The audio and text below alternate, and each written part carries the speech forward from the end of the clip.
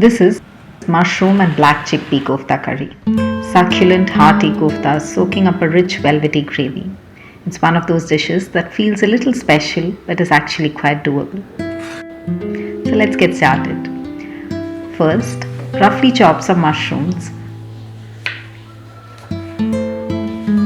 In a pan, heat a little oil and saute them till they're cooked down and all the moisture has evaporated.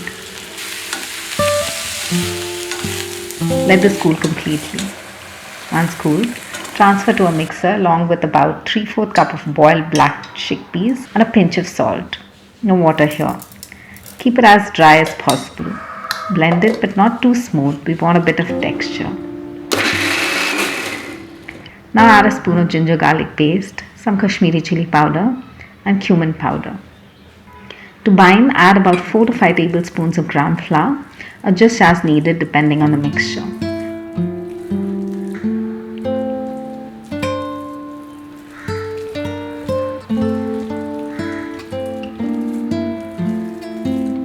I also like adding a spoon of rice flour, it gives the koftas a slight crispness.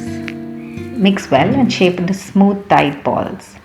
And here's a small touch I really enjoyed. Tuck a raisin into each one. It's a tiny surprise when you bite into it. You can also make these in advance. Just pop them into the freezer. Let them thaw slightly, then fry when needed.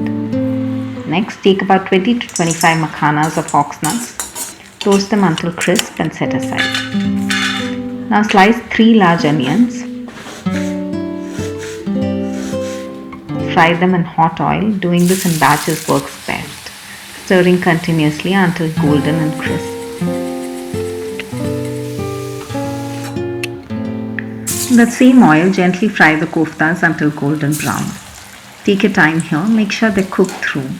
If rushed, the centers can stay undercooked. For the gravy base, add the fried onions and the toasted makhanas to a mixer and grind into a smooth paste. Now in a karai, in a little oil, add a bay leaf, a lightly crushed cardamom, a couple of cloves and a small piece of cinnamon. Let them bloom. Now add 2 tablespoons of ginger garlic paste and saute briefly. In goes the onion makhana paste along with a teaspoon of Kashmiri chilli powder and some salt.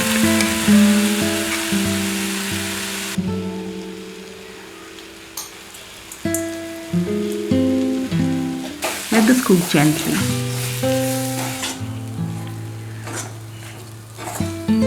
Next, add 2 to 3 tablespoons of thick yogurt. Make sure it's well beaten. Add a splash of water if needed to adjust the consistency. Mix well. Now gently place the koftas into the gravy. Let it simmer until the oil begins to separate.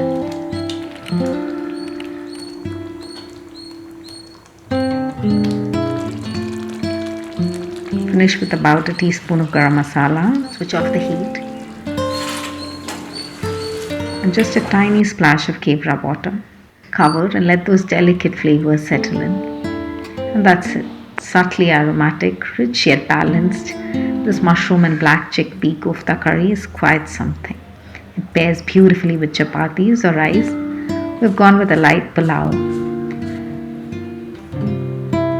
If you do try this, we'd love to know how it turns out.